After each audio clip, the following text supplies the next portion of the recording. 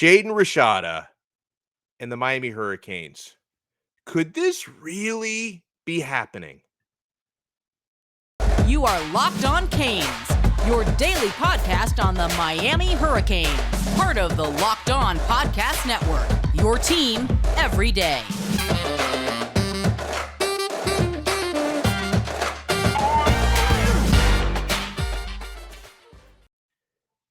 I am Alex Donno, your host. I'm a University of Miami alumnus, longtime South Florida sports radio vet, including pregame and postgame for Miami Hurricanes football. And thank you so much for making Locked On your first listen, or maybe for today, your bedtime listen for today. It's an evening drop today, my friends, on the eve of Legends Camp. And bros, lead story on this one, Jaden Rashada, in town, official visit to the University of Miami. Just a couple things to look back on. I mentioned this on an episode within the last week. And guys, I don't put my carts before the horse. I don't count my chickens before they're hatched. All those cliches. I'm not here to tell you for sure Jaden Rashada is coming to Miami. I do not know that yet. The world will not know whether he's coming or isn't coming until Sunday when he makes his announcement. So I'm not guaranteeing anything, but I'm feeling pretty good about this, guys. And I mentioned this within the past week. If Mario Cristobal and his staff can pull this one off and get one of the top quarterbacks in the country in the class of 2023 to commit to the U, the way this is going to play out, it's going to be like a movie script. They could make a Disney movie about this, right? Because you go back about a month, really looked like Oregon might have been the favorite. He ends up kind of cutting Oregon out of his short list within the last couple of weeks. Within the last couple of weeks, it really looked like the University of Florida was the favorite. And we thought Florida had Jaden's final official visit before he was going to make his announcement about a week ago. We didn't know he was going to push that back. And remember, like our friend John Garcia from Sports Illustrated always says, when you're talking about official visits, you either want to be first or you want to be last. You don't really want to be in the middle. Florida thought they had the last visit before his announcement. Miami thought they weren't going to get an official visit from Jaden Rashada. He pushes his announcement back by 8 days from last Saturday to this Sunday. Now he is taking an OV to Miami, and it's going to be that final official visit before he announces. And I'm looking today, and again, I make no guarantees on anything, but I am feeling pretty good. More than a half dozen of those 24/7 crystal balls are going in Miami's direction now for Jaden Rashada, with no crystal balls anywhere else. On3 Sports, one of their experts, made a prediction for Miami. So as we say, things are trending in the right direction. And yeah, he is on campus. Legends Camp is Saturday, and this is going to be incredible. So we welcome on a show favorite who, and he helps us break down everything. He is Brad Tejeda from Inside the U. Brad, I know you've been very, very busy keeping up with everything going on in Miami. How are you, sir? Alex, thank you as always for having me, man. It's always a pleasure talking Canes football. And yeah, man, it's a busy weekend coming up, and it seems like the place to be is Coral Gables. You got 5 stars left and right coming in and out of there. We're going to be talking a lot about it, and it seems like when you talk recruiting this time of the year, you want a guy like Mario Cristobal at the helm of things, and we're in good shape. Yeah, and let's start with Jaden Rashada. And then another thing about it, Brad, I had a couple of conversations about this earlier in the week, and you certainly felt the same way that I did, and you kind of helped reinforce the way that I felt. So at the end of the weekend, I think it was Sunday night, or it might have been Monday, when Miami got their commitment from Emory Williams, the 3-star quarterback, who I really, really like, and I'm glad he's going to be a Cane. But then I saw a lot of folks, when Emory Williams committed to Miami, class of 2023, people are freaking out like, oh my God, this means we're not getting Rashada, and we're definitely not getting Dante Moore, that, Miami settled for a lesser quarterback. And listen, I know you felt the same way that I did, that whatever Emory Williams decided is not weighing on Jaden Rashada's decision, that he's going to make the decision that's best for him. And he's the alpha. He's the higher rated quarterback. So I don't think he's afraid of competing with Emory Williams or anyone else. Like, do you feel like the Emory Williams commit, is that going to affect what Jaden Rashada decides to do? No, Alex, I completely agree with you. And, we talked over the weekend about it, and I actually felt the complete opposite I actually felt like the timing of Emory Williams making the commitment was a little bit later than I expected because, as you know, I mean, everyone knew that we were going after Emory Williams and possibly a Jaden Rashada or Dante Moore. And when Jaden Rashada announced that he was going to take that Miami visit, Emory Williams was still not committed at the time of the University of Miami, and he was on campus having his official visit. So word around, the streets was, hey, when is Emory going to pop? We know Mario likes him. We know Frank Ponce likes him. Alonzo Highsmith signed off. If you turn on the tape, he has all the fundamentals you would need in a quarterback, and he has no problem coming in, learning the system. He's not that guy that you need to come in day one and prove he is that guy. And with Jaden Rashada, coming in after, and we'll talk about his visit shortly, we're in good shape to have possibly two quarterbacks. Okay, so with Jaden Rashada, what do you think has happened so far on his official visit? And do you agree with a lot of the experts out there who seem to think Miami is now the front runner, that they're the favorite for him? With this Jaden Rashada saga, Alex, I mean, it's almost felt like a fairy tale / Disney movie, right? It was always, is he really going to come to Coral Gables? Is he going to take that visit? And then you see after, him visiting Gainesville, him, taking his talents to South Beach, right? We've heard that before. Big announcement coming from a player saying he wants to take his talents to South Beach. Could Jaden Rashada be the next guy, right? And when he made his visit to Miami, things were buzzing right off the bat, right? I talked to a couple people that were there, during his visit, and it happened to be a white Rolls Royce pulled up to, Coral Gables, and everyone thought, oh my goodness, is this Jaden Rashada? Is like, are we pulling out the red carpet? What is John Ruiz up to, right? And unfortunately, it ended up being, Hall of Famer Edgerrin James coming out there. He possibly could be, at Paradise Camp or Paradise, right? It's now Legends Camp. We got to revamp it one other level. So yes, Legends Camp as we know it. But with Jaden Rashada, his visit went amazing. He even called Miami Immortals teammate Jalen Brown, who is a wide receiver Miami is currently going after, to come, enjoy his time in Coral Gables with him on his official visit. And I mean, when you look at the tape, man, he is everything that Josh Gaddis looks for. When you look at the tendencies of what Josh Gaddis brings to the table on offense, he wants a quarterback that can spread the ball, make those tight throws.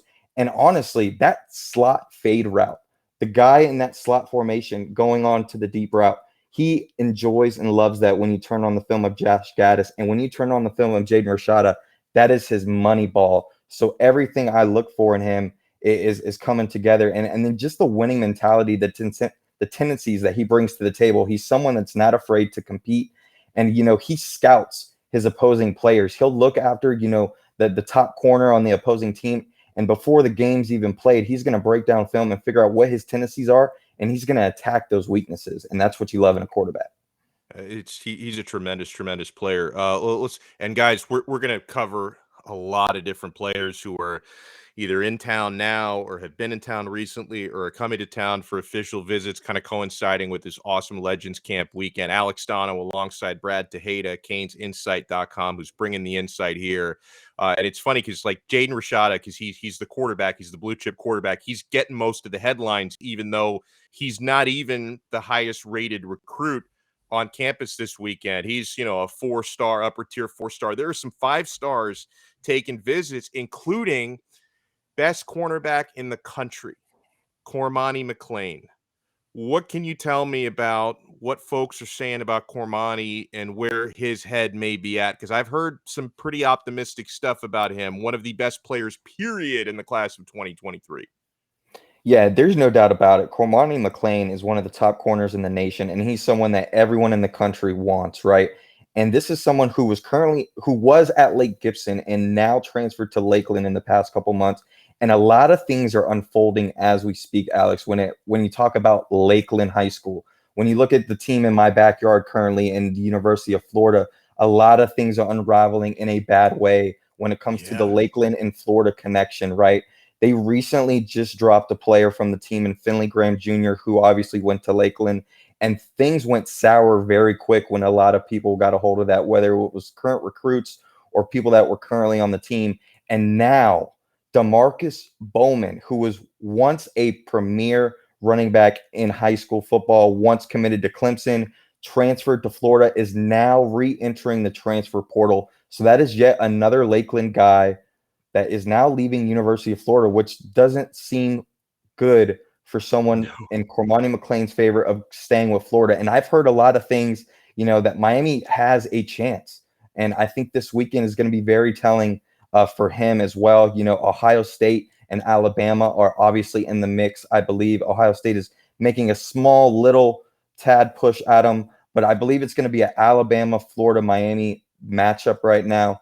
And I mean, you got to look at Joenel Aguero right now. This is going to be him and DeMarcus Van Dyke's weekend. We're going to talk a little bit later about all the secondary players that will be visiting. And Joenel Aguero has the resume. You talk about 5 stars visiting, right? He landed the Jaheim Singletaries of the world, the Marvin Jones Jr.'s, the Malachi Starks. So he has landed 5-star players himself.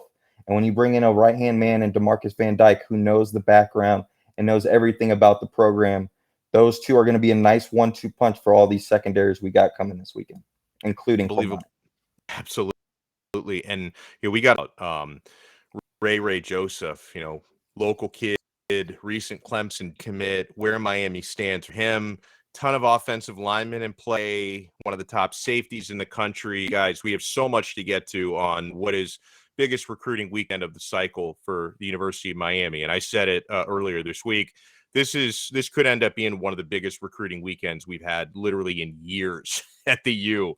And I want to remind you guys, betonline.net is your number one source for all your betting needs and sports info. Find all the latest sports developments, league reviews, and news, including this year's NHL finals, Major League Baseball, guys, in progress. BetOnline is your continued source for all your sporting wagering info, including live betting, esports, and scores. And betonline.net remains the best spot for all your sports scores, podcasts, and news this season. BetOnline.net is the fastest and easiest way to check in on all your favorite sports and events, including MMA, boxing, and golf. I'm literally on there every day, guys. And I'm always looking for Miami Nuggets. University of Miami, 8.5 wins is the over-under this year. It was 9.5 wins last year. So if you bet the over last year at 9.5, that was a sucker's bet. I think you overestimated Manny Diaz a little bit. So you're actually getting a more favorable number this year for Mario Cristobal than for Manny Diaz. So take a look at that. Head to the website today or use your mobile device to learn more about the trends in action. Bet online when the game starts. So much for making Locked On Canes your first listen or last listen tonight. And wherever you listen or watch, thank you so much. We're available free on every podcast platform and available free on YouTube as well. Alex Donno alongside Brad Tejeda from Canes Insight. So Brad, let's see who we want to get into next year. Let's talk Ray Joseph. I know there's a lot of confidence coming in, like our guy Andrew Ivins from 24/7. I think pretty much right after he decommitted from Clemson, Andrew gave him a crystal ball to Miami. I think that there are some of those coming in. I certainly respect the competition from Louisville. I know that they're recruiting Ray Joseph really hard. This is one of the top receivers in the country for next year. He's just an absolute burner and a player who, especially when you think about the quarterbacks he's going to be paired up with at Miami, even after TVD is gone, I mean, the opportunities are going to be great here. So where do you think things stand with the Miami Edison kid, Ray Joseph? Yeah, it's been quite a 48 to 72 hours with a guy like Nathaniel Ray Joseph, who is coming off his Louisville visit, and he mentioned in 24/7 Sports and others that Louisville, they brought out the red carpet for Ray. They treated him like a superstar. They brought out the private jets, the luxurious cars. Maybe a couple luxury briefcases full of some cash. Who knows? But at the end of the day, they compared him to Tutu Atwell many times during his visit, and that again is another player from South Florida who has done his part at Louisville. So it gave him, somewhat to think about. And I think him leaving Louisville and not committing and still taking this visit to Miami gave us a lot of hope, Alex. And I think now him being at Miami come tomorrow or today, I believe, things are looking even better for Miami. And as we know, Josh Gaddis wants wide receivers who are very fast, who can create separation and play great in space with the ball in their hands. And Nathaniel Ray Joseph is at the top of the list right next to Brandon Ennis, who we know just committed to Ohio State, which makes Nathaniel Ray Joseph at the top of the list. So I expect him to possibly be on commit watch as early as this weekend and maybe some other guys? I don't want to spend too much time on this because he's off the table. But when I saw folks midweek, like Miami Twitter, Canes Twitter, like really freaking out about how, oh, we let another one get out of South Florida. This was when Brandon Inniss committed to Ohio State. It's like, okay, I wasn't expecting this one to stay. Like you really can we focus on the positives? Like sometimes, I mean, Brad, there's a lot of good things going on right now in Coral Gables. And listen, we still have a lot of work to do in recruiting because we talk about a lot of names who maybe will commit to Miami, but maybe they won't. So there's still a lot of work to do. But like anyone freaking out about Brandon Inniss leaving South Florida, like I wasn't expecting this one to stay. It's not like he was getting all the crystal balls and he shunned us. Like you literally cannot keep every 4- and 5-star player locally. You're going to get the Ohio States and the Alabamas are going to poach some players. It's bound to happen. I don't know why people specifically, like my DM inbox, Brad, was just it was a circus with people like complaining to me. How did we let Brandon Inniss go? I'm like, guys, I didn't expect him to stay, period.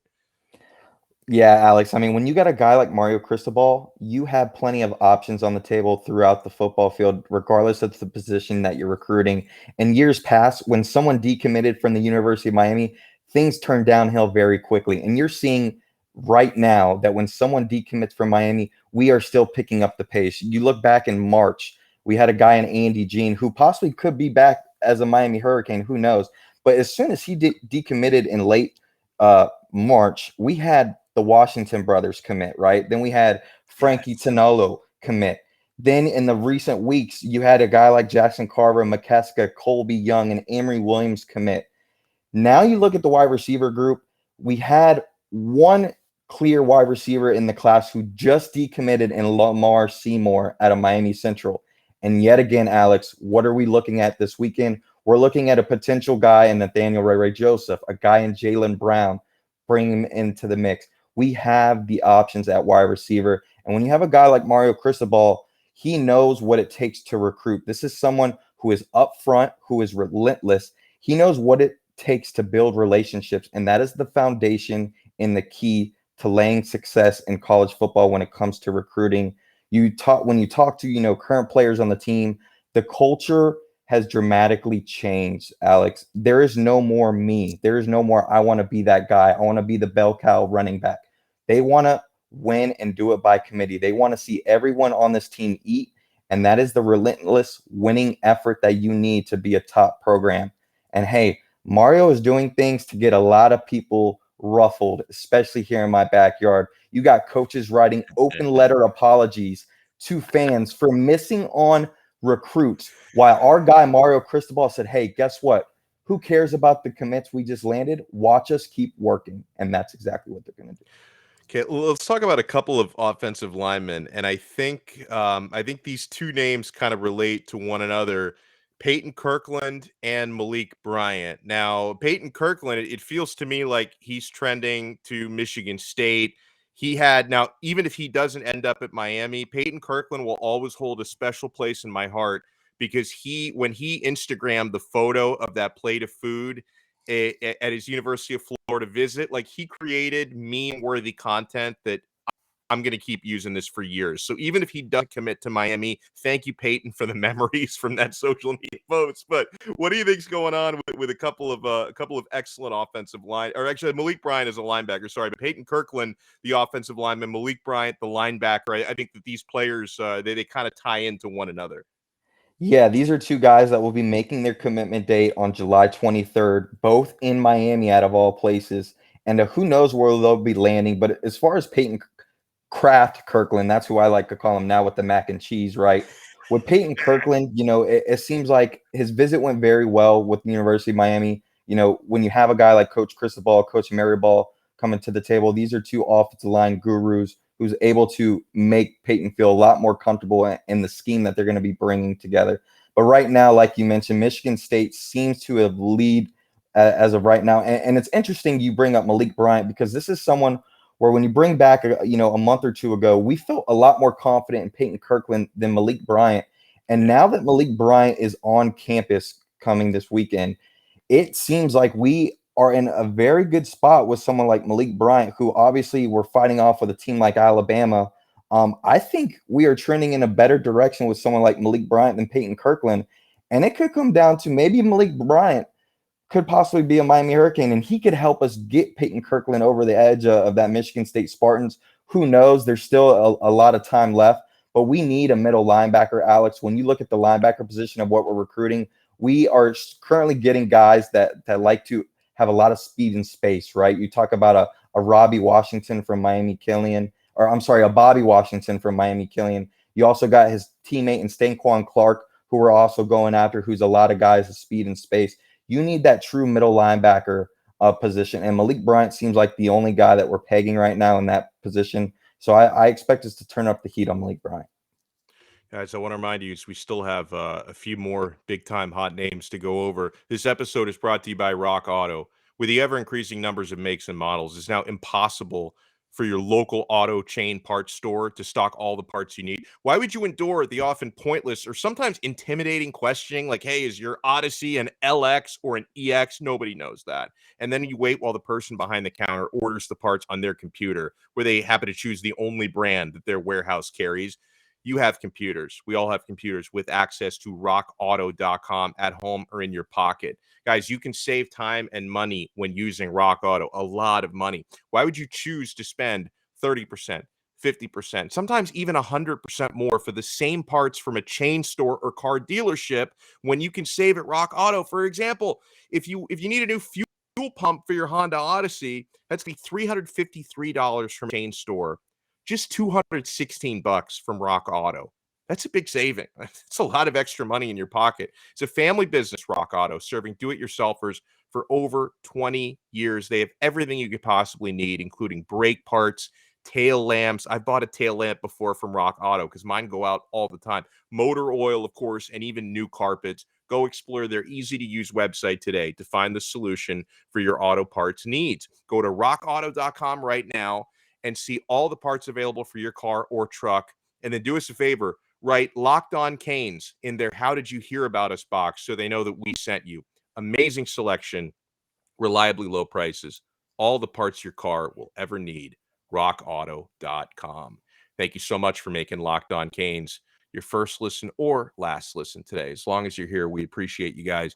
You know, Brad, before we circle back to a couple of offensive linemen, a player that I've really taken a liking to, and I hope he ends up coming to Miami because I think his school is really cool. 4-star athlete Collins Achampo, who he's from Ghana. He's living and playing now in Southern California. He came over to the United States to play basketball because he's 6'7".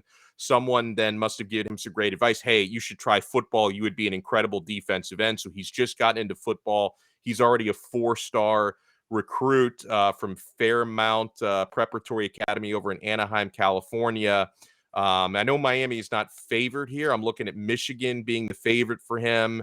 LSU, California schools also in the mix. But do you think Miami could maybe convince this guy? I know you've already come from Ghana to Southern California. Now it's time to give Miami a shot.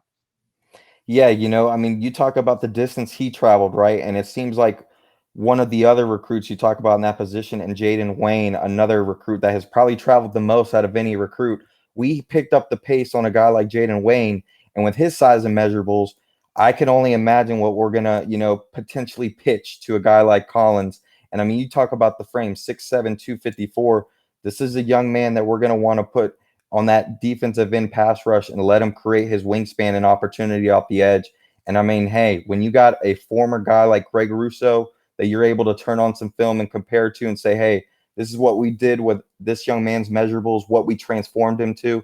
Who knows what could happen with the, basketball star of Collins. But some of the other guys, you want to talk about some local guys that's also going to be here. You got cornerback Damari Brown from American Heritage. You got the Washington brothers still coming, this weekend to Legends Camp. And then in your backyard, you got Dillard's very own Christopher Johnson Jr., who is the 100 and 200 meter state champ. He recently came off visits to Bama and Clemson, Alex, but it seems like even after those visits, he only had one team in the back of his head, and that was the University of Miami. And that gives a lot of credit to Coach Kevin Smith and just the potential of wanting to put on for the city and what we call the crib. And there's nothing like putting on for the crib. You talk about a guy like Nathaniel Ray Joseph, who could potentially do that. I look for Christopher Johnson Jr. to be another guy to watch out for this weekend that could potentially be the first running back in this recruiting cycle. And then you look at the safeties, right? We haven't talked much about the secondary, but like I mentioned before, Joenel Aguero and DeMarcus Van Dyke have their work cut out for them this weekend. You have every single safety target that Miami is pretty much going after that will all be here this weekend. I'm talking about Joenel Aguero, St. John's Prep. You know, he's a 5-star, got Ohio State and Georgia battling him right now. But can Miami make up ground for his July 23rd commitment? And when you talk about the IMG guy and Joenel Aguero, it seems like this staff is starting to put a lot of pieces together where they could potentially create an IMG pipeline. Alex, you had Jaleel Skinner last class. And now with Riley Williams making his commitment on July 1st, another guy who just transferred to IMG. And then we mentioned Malik Bryant earlier, and now Joenel Aguero. Can they create an IMG pipeline? And then you circle back to the safeties. You got Jaden Bonsu, who's the #1 safety in New Jersey, 4-star guy who recently canceled his visit to Texas, out of all places. And Texas is, bringing the heat right now with Arch Manning making his commitment and a couple other guys looking their way. For him to cancel that visit to Texas and still make the official visit for Legends Camp tells me a lot, even though Ohio State seems to be the favorite. And then last but not least, you got Conrad Hussey, who's a current Penn State commit, but he is from our own backyard of St. Thomas Aquinas. Recently had an offer back in May. He's a 4-star guy who is very flexible in the secondary, someone that Joenel Aguero pegged very early. And I think he is someone that is very flexible, can play multiple positions. When you turn on his film, it's very fun to watch. I look out for someone like him as well. And then Payton Kirkland is another safety. Now, you cover recruiting as close as anybody. We're a little over 6 months into the Mario Cristobal era at Miami. Can you tell me, Brad Tejeda, your observations so far on Mario Cristobal's recruiting philosophy? And obviously he's got the reputation, right? From, what he did working under Saban in Alabama, the great job he did recruiting players at Oregon. I mean, most of the Oregon fans who were bitter that he left, they'll still admit the guy's a really good recruiter. Like, they'll find other ways to trash him. They admit really good recruiter. What can you tell me about Mario Cristobal's recruiting philosophy and how it sets him apart from some of the other coaches we've had here in recent years? I think when you talk to current players on the team or just the recruits that get to, speak to Mario firsthand, it's the family atmosphere. It's the realness that he brings to the table. He's cut and dry and he tells you how it is, but he will let you know what you can do for this University of Miami program. And I mean, unfortunately, in years past, we had a lot of coaches that fake it till you make it, right? And Mario Cristobal is a guy that has developed. You talked about, him being under the Saban coaching tree at Alabama, him going to, our brotherhood in FIU and building something from the ground up and, doing something that Mark Richt kind of helped us do here at Miami. He potentially, got the things rolling in the right direction for a program like FIU.